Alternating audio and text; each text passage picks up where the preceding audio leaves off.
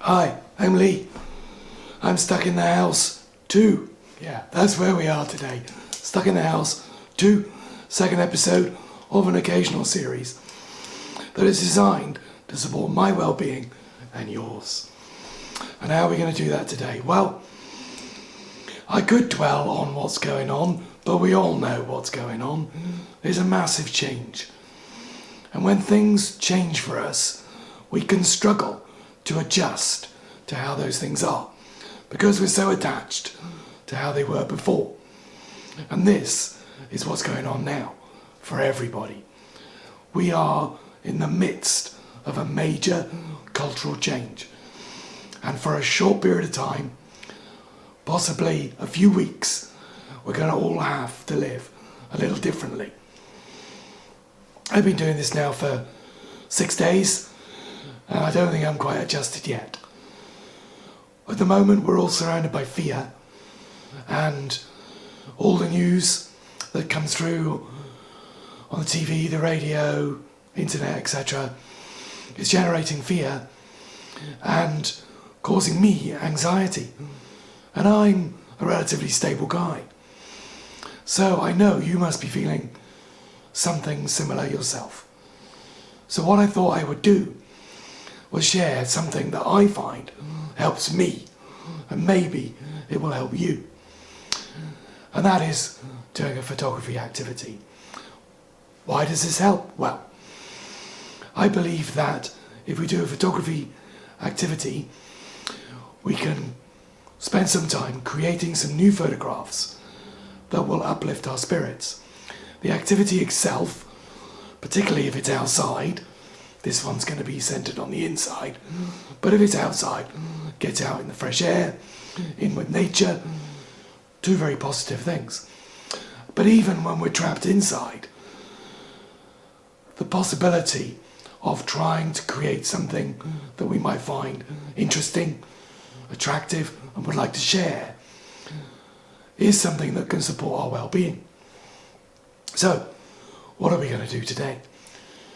The activity is called Changing Your Point of View, and that's what we're going to do. We're going to use this. It's like a visual metaphor, I know. You're going to have to change your point of view to adjust to the circumstances you find yourself living in. Hey, it's like Christmas multiplied 1,000-fold. And we all know whilst that can be fun, that can also be a little stressful when we're all in the house together. So doing a photography activity, having a bit of you time, maybe can take you away from that, give you something positive and creative to do. So what's the activity? Oh, I seem to put my mobile phone down, hang on. You can use your mobile phone to do this activity. Or if you've got a digital camera, you can use that. The idea is that I set you a task and you have to achieve it in a set period of time. And there are limitations. And those limitations will spur you creatively. Okay, let's talk about it. So, you can print off a copy of it, which is on the blog. But just quickly, I'll outline the main points. 10 photos in 30 minutes. Only press the shutter once. Don't delete anything. So, oh my God, that means you can't look at the photos. Did I say that? You can't look at the photos you've taken either. I know, self-discipline. Can you do that? I'm sure you can. So, you come up to a scene that you find attractive.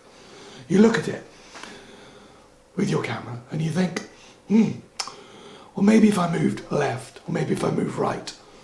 The other way around for you, is it? Right, left. Maybe if you moved in, maybe if you moved out, I would change the background. I would change the perspective. I would change the light. All of these things can make our photo perhaps more interesting, more dynamic. Maybe you get down on your hands and knees, shoot from right low down. Maybe you climb up on something safely and shoot down. All of those things are possible.